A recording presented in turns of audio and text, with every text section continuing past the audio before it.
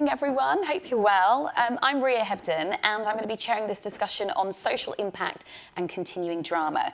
Now, continuing drama is the global sweetheart of television, from the Archers and Hollyoaks to the telenovelas of South America. It's watched by hundreds of millions of us and produces some of the biggest names both in front of and behind the camera, while also pioneering storylines that tackle the big issues. Joining me today to discuss some of the most successful campaigns and the long-term approaches and benefits to weaving social issues into continuing drama is Lucy Allan from Line Pictures. Do you want to come over? Give her a round of applause, why not? We're friendly here. Jeremy Howe from the Archers. Alejandro Villanueva Argüelles from Fundación Televisa. And Martha Williams from the charity Beat. Now, just to give you some background on our panel, so Lucy is the head of continuing drama and she's also an executive producer at Line Pictures. She joined as the head in 2021 of Hollyoaks, where she's responsible for running the 5-night-a-week multi-award-winning show, as well as developing her own slate of spin-offs and long-running drama ideas. Lucy's also produced for BBC One's Waterloo Road, Leonardo in South Africa, House of Anubis and Rockets Island, and most recently she produced The Dumping Ground and Wolf Blood. She also rebooted the first Witch, which my kids love, which recently won the Broadcast Award for its achievements across all platforms. And she's also worked as genre lead across all of the CBBC in-house commissions. And she recently produced the successful teen drama Get Even. So Jeremy has been the editor of The Archers since 2018. Before that, he was commissioning editor for drama and fiction at Radio 4, where he commissioned over 200 programmes per year whilst overseeing The Archers. He's worked as a producer, director and executive producer in radio, theatre, television and movies. And in 2010, he worked as an editorial advisor on EastEnders, Casualty, Holby City and Doctors. He's also published a moving memoir called Mummy Daddy in 2012, which is a really uplifting father-daughter story, so have a read of that. Next we have Alejandro. So he's worked for the Televisa Foundation and he partners with content makers on individual topics. As a foundation which is independent from a media company, they look at education, health, entrepreneurship, as well as environmental protection and climate change. So we'll talk about that as well. And then finally we have Martha Williams. Is a clinical advice coordinator at Beat, which is the UK's eating disorder charity, which provides advice to soaps like Hollyoaks as to how they can portray eating disorders responsibly. She's also a trainee psychotherapist, so we're in good company, aren't we? Okay, so to kick things off, we've seen how soaps and continuing drama can be very hard-hitting over time because they develop a strong connection with audiences, but they also have that lovely balance of blending light with shade. How do you approach new social impact storylines and decide what will be the most powerful for your audience? Lucy? Morning, everyone. I suppose from our perspective, we operate with a writer's room, and one of the things that's really important to us about that writer's room is that it is a very diverse, inclusive writer's room. So they bring a lot of stories in.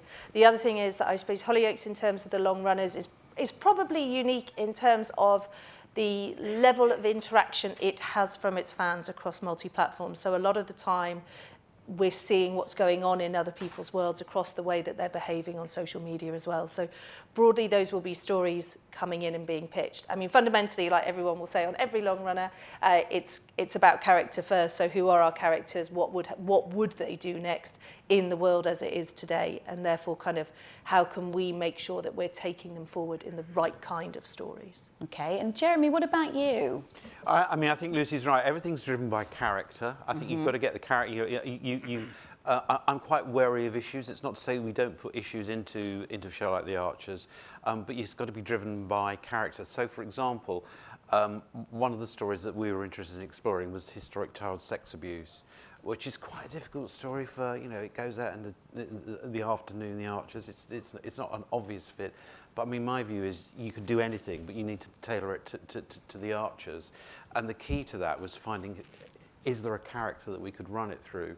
And I mean, the other key to it is, can that character, is the actor playing that character up for running such a hard-hitting story? So we came up with the idea that, for example, with the historic child sex abuse, that Professor Jim Lloyd, who was approaching 80, a successful academic and a complete curmudgeon, we decided that what we'd do was we'd seed a story that when he was 12, he was sexually abused. And at his 80th birthday party, his surprise 80th birthday party, a surprise guest turns up, and Jim Lloyd walks out because that is the guy who abused him. Oh. I mean, he knew nothing about it. And I think the key to making it work is we dovetailed it into the Archers. We played it very, very slow, very long. It took a year to play out that story. But the interesting thing is when I pitched it to John, saying this is what we're going to do, he sat there and thought for a moment. He said, now that explains everything about Jim. We'd filled in the holes, basically, but you drive it through character. And Alejandro, you work on lots of long-running campaigns that you kind of stretch over a week. So rather than over a year like Jeremy, tell me about the early childhood week that you did, because that was very successful for you, wasn't it? Thank you, yeah.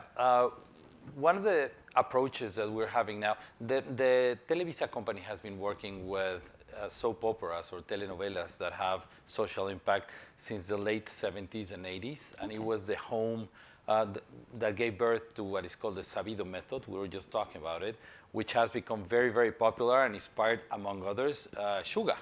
So there has been a number of productions around the world that have used these with similar or even larger impact than what the original productions back then had.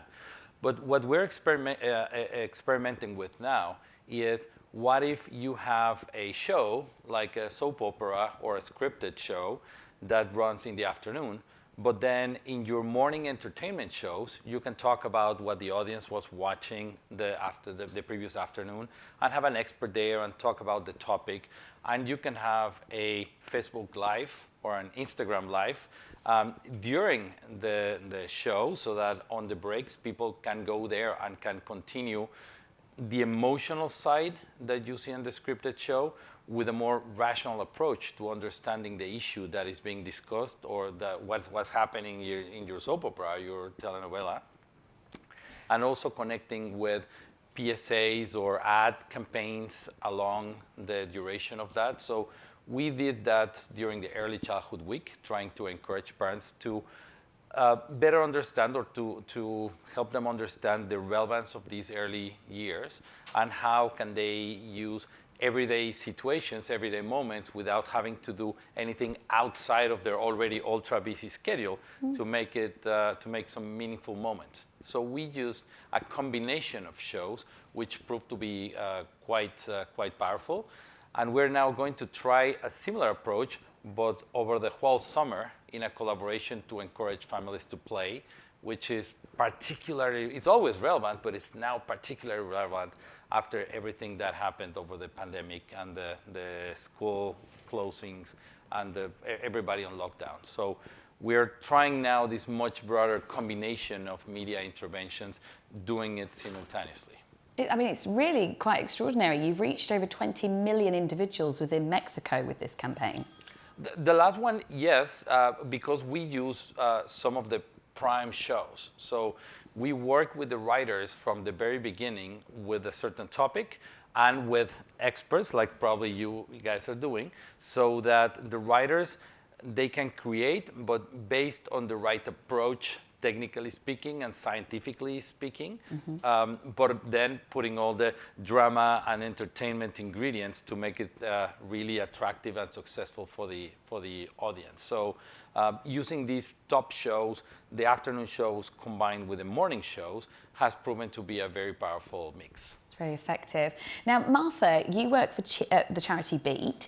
Yeah. You've chosen to work with Hollyoaks in collaboration. Can you talk us through what the process has been like for you, the pros and the cons? Yeah, I mean, it's been an interesting one. I think we, really value when soaps like Hollyoaks come to us and say, can you help us out? We're thinking of running this storyline on eating disorders, and we want to make sure we get it right. And for us, our number one priority is always going to be the people that we support. So I think that's where probably the difficulties lie, because you've got Hollyoaks coming to us with this amazing storyline that's really dramatic and, is probably going to get a lot of attention. But then we're there saying, actually, this is going to trigger a lot of viewers, you're feeding into stereotypes here, and you're actually promoting quite harmful content. And that's not them doing that on purpose, of course, it's just they don't see it in that way. So I think, if we were to use an example of a recent storyline where they showed the character on screen and they kind of showed all the calories coming up on the screen, and they showed him weighing himself and showed the exact figures of how much he weighed. And we have a set of media guidelines, and we're kind of there saying, actually, we can understand the intention because you really want to depict the eating disorder in a really clear way, and that is the stereotype. So you think that by showing someone really underweight and showing them on the scales and showing them counting their foods, that's going to tell the story. But actually, that's going to be harmful to viewers that might be going through an eating disorder at the moment, because they're going to see those numbers and they're going to compare themselves and they're going to look at the calorie count of stuff, and it is going to be really difficult. So I think it's about finding that middle ground. And of course, sometimes we'll push back and we'll say this really isn't appropriate, and then sometimes they'll push back and say, well, we really are going to push forward with this storyline. So I think that's when we then come in and say, right, if you are going to do this, this is the way you can do it in the least damaging way. You need to have a clear trigger warning. You need to signpost to support at the end of the episode, because I think we are amazed always. So we have a helpline, and we are amazed by when there are episodes that are shown on TV, like with an eating disorder. We hear it so much on the helpline. The volume of calls really does go up, and we've got not just people going through the eating disorder, but parents as well ringing us up saying, I saw this episode, it was amazing. It really, really hit home for me as a parent as to how difficult it is to live with the eating disorder. Or we've got someone with an eating disorder saying, gosh, that was really difficult to watch. That was really uncomfortable. I feel really triggered by seeing what he ate and seeing his weight. Do you know what I mean? We really do feel the impact of it. So it's amazing to be able to work in partnership. And I think when we think about the media and the role that the media has with eating disorders, we always say that number one is to, raise awareness, which is fantastic, having such a huge soap like Hollyoaks, bringing such an important topic to light. We say that they have the opportunity to kind of bash stereotypes. So I think one thing we were really moved by was, with Hollyoaks, the decision to choose an ethnic minority character to display an eating disorder, because we hear all the time the stereotype that you have to be kind of white, middle class, British female, and that actually stops people getting, seeking support, because if you're just seeing representations in the media of someone with an eating disorder that is white, British, middle-class female, you're going to be sitting there thinking, actually, I don't fit that stereotype. So to have a character like Imran coming openly, being male as well, saying I've got an eating disorder, has had such a positive impact, and we've already heard so many positive things from people on the helpline saying, wow, this storyline is great. So it's been, it's been great. Because they're addressing the intersectionality of the issue. Yeah, absolutely. Okay. Yeah. And Lucy, I suppose creatively for you, that must be a challenge. I mean, at what point do you bring the charities in?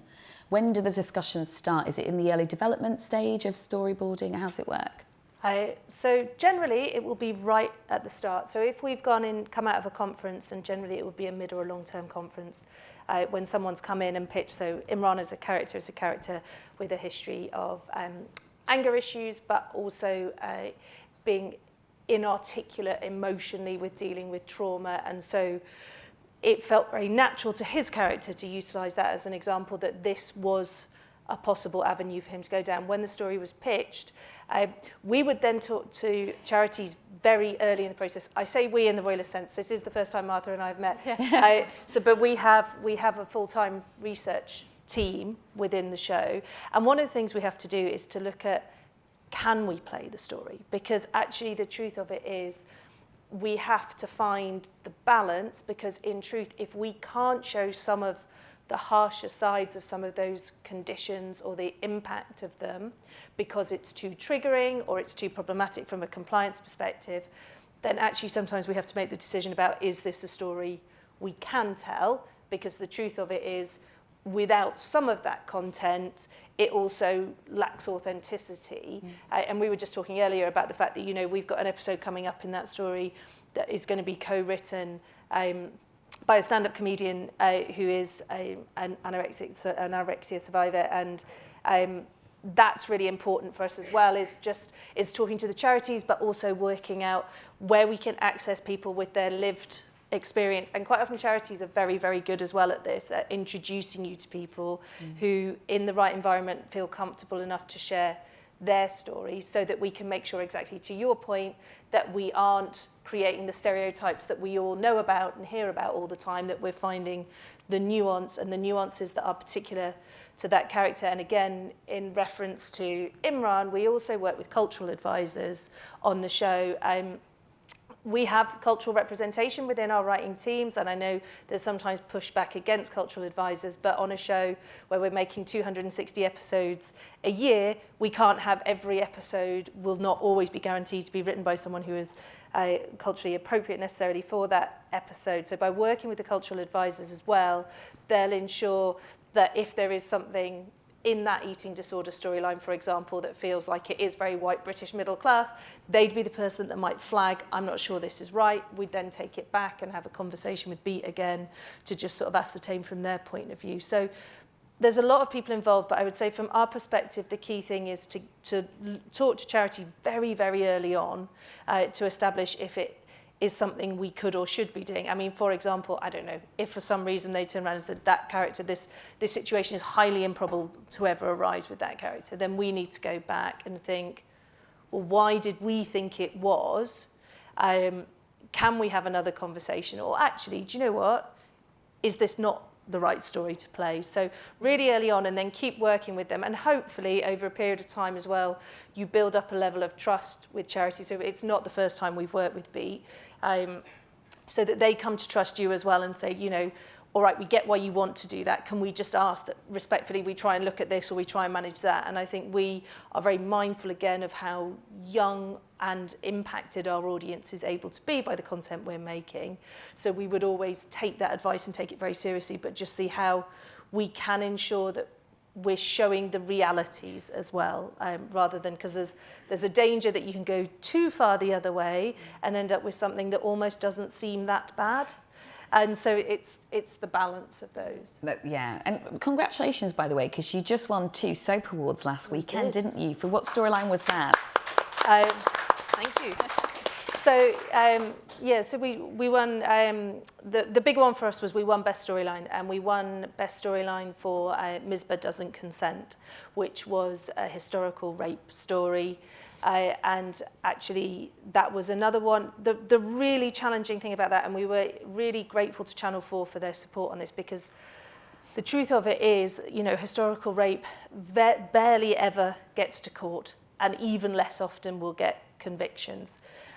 But it was a really important story that we wanted to tell with a character who, was a very successful, had a very successful medical career, seemingly had her whole life under control, but the truth was for, over 25 years she had been suppressing this secret. It was also, so Hollyoaks kind of banner in a way for 2022 has been kind of the taking on misogyny.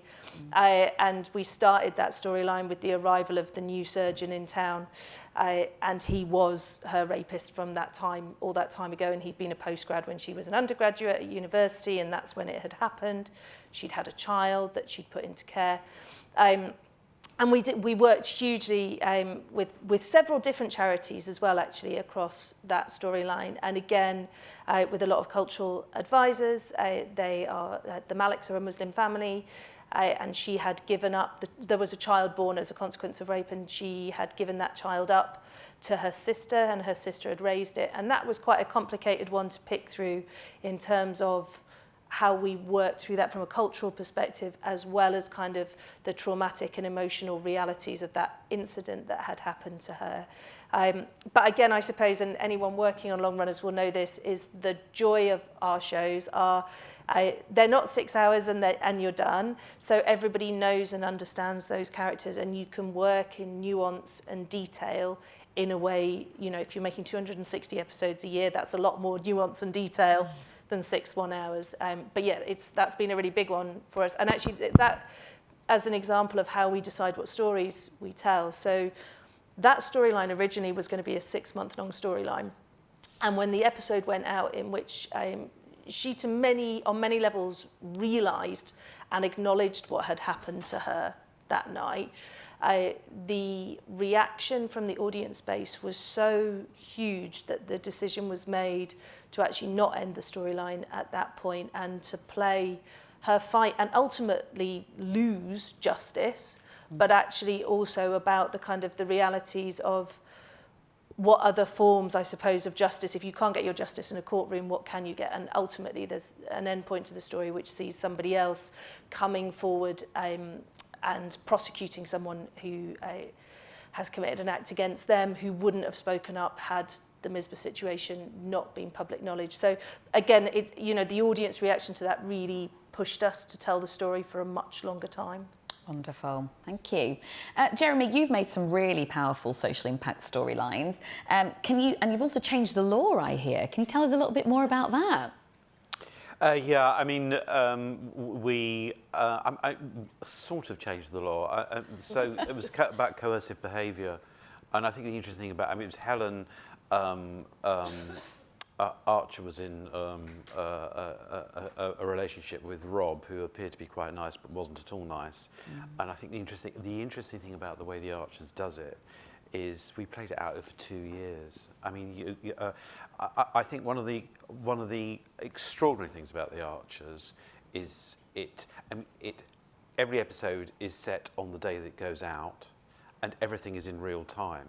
So, for example, last year, the first baby born in the Archers, Tony Archer, was 70.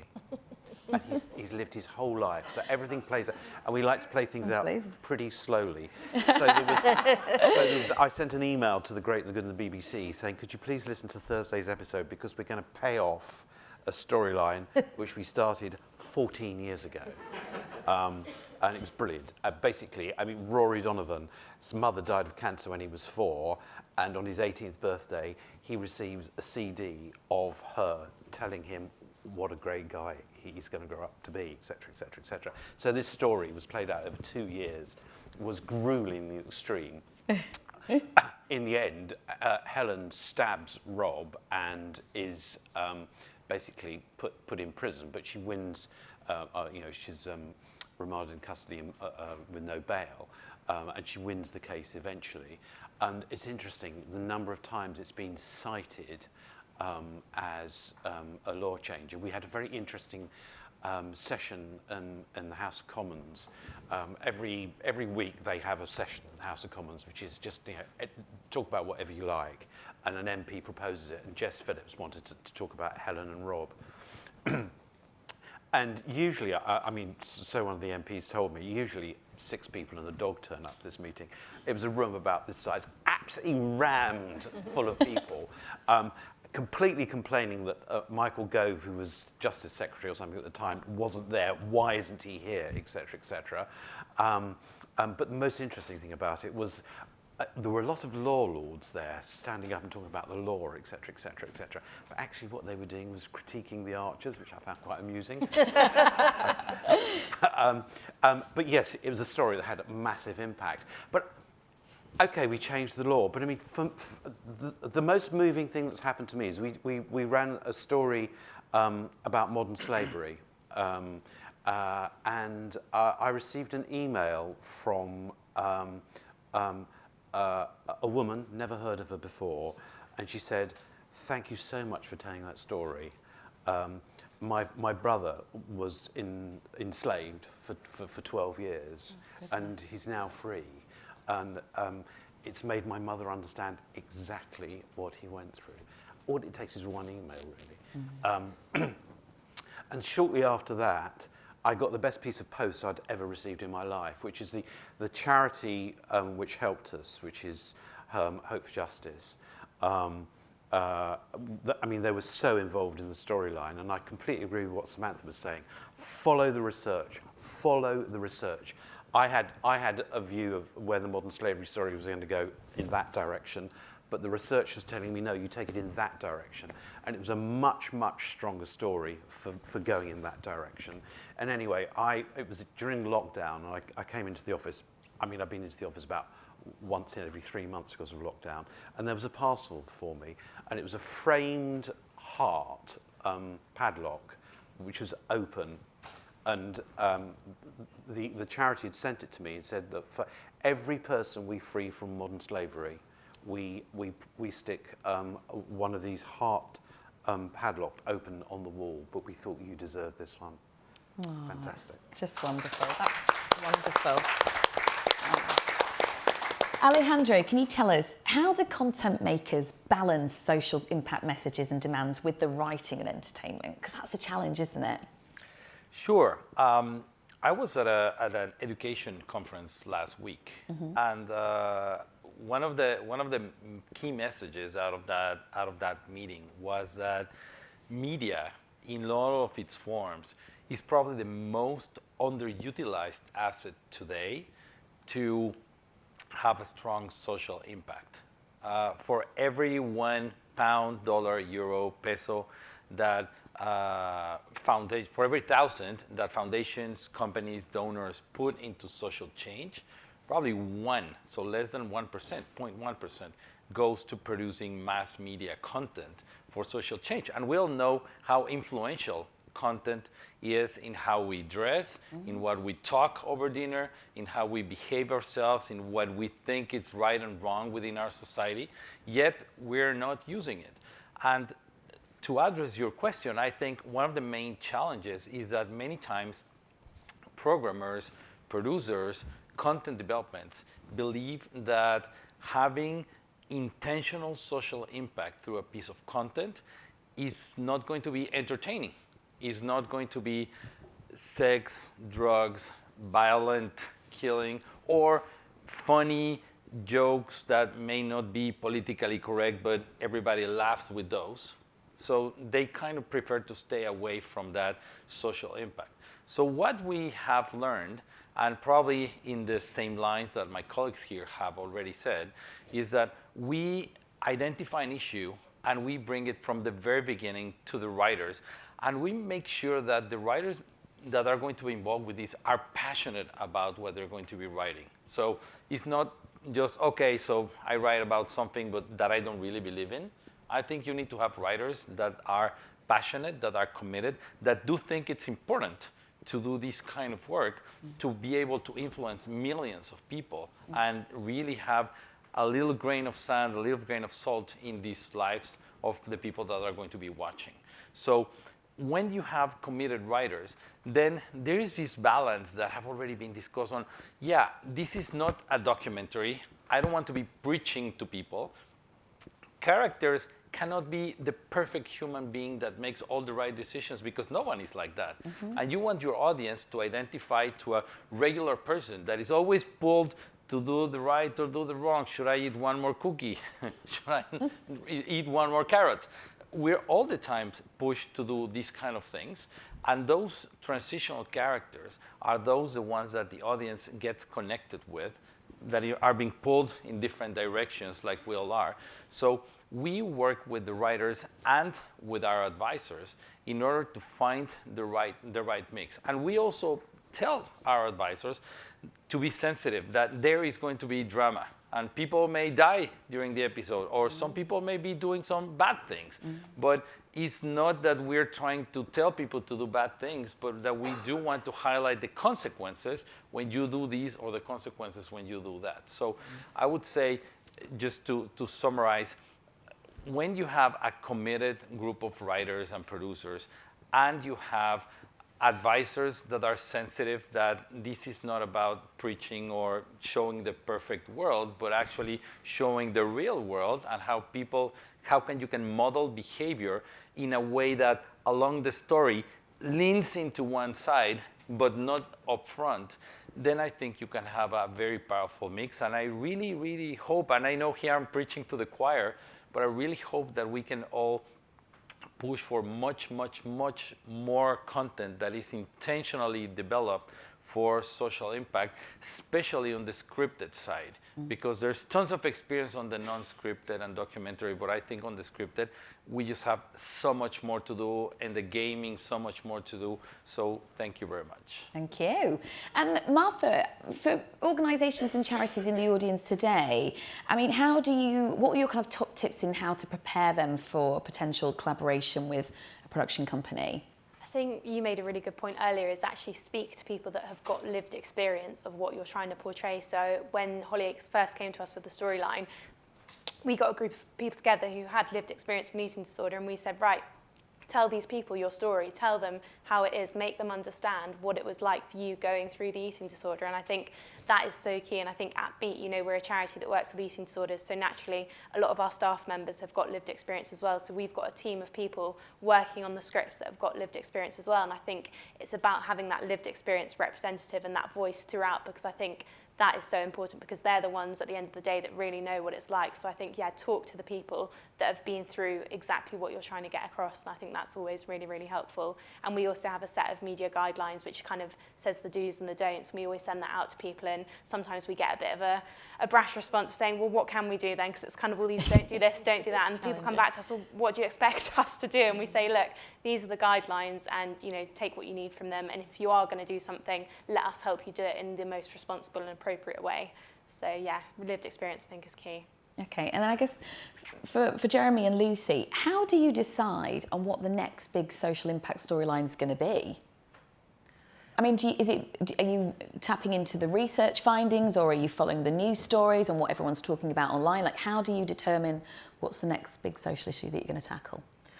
So we tend to deal with two different types of social issues in Hollyoaks. So there'll be the community social issues and there'll be the individual social issues. So the individual social issues, which might be things like Darren's depression or Imran's anorexia or Misbah's historic rape, they tend to be pitched in the room. When we're looking for the bigger community story, so we have a long-term conference, and the one we've just had, I asked everyone a question, which was, you know, what was the biggest impact on you during lockdown, and what is the thing that you think you'll take forward from lockdown?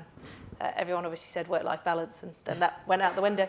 But the truth is, by going around and asking everybody a question, so we have about 70 people in that room, and just tracking what seems to be the common denominators within that, and working back from there as to what are the kind of the big community social impact stories, because those are really important for our show. Our show is based around community, and so County Lines was a massive community story for us, because obviously we've got the school in the show, but we've got the parents, we've got the teachers, we've got the businesses impacted. And that came out of the rise of County Lines activity that was happening in the Northwest. And so the feeling that that was a really important story. And that came out of a question at long term, which was, what's the thing that you're most frightened of at the moment? And a lot of people were parents and talking about County Lines and the impact of that within schools. So really, it's kind of, we're all dealing with, you know, like you, we go out on the day as the day, not real time, but looking at kind of what are the things impacting all of us every day as those broader community stories. And then for those individual stories, it really is, where is the character and what would happen with the character. But we are still informed if, you know, if there is research coming through about the rise of different issues, we will think about how that might impact our characters within the show. Okay, Jeremy? I mean, I think there are three things. One is you follow people's interests and enthusiasms, particularly the writers and the production team, actually anyone who's pitching in. Secondly, I think one of the really important things about the Archers is it's got rural affairs stamped right through its DNA, so you're always tracking what's going to be happening in rural England. And the third one is, what does this character do next? It's really important. Okay. Are we all right for time? Just checking. Oh, we're done. Okay. Instinct told me correct. Thank you very much to our amazing panel. Thank you.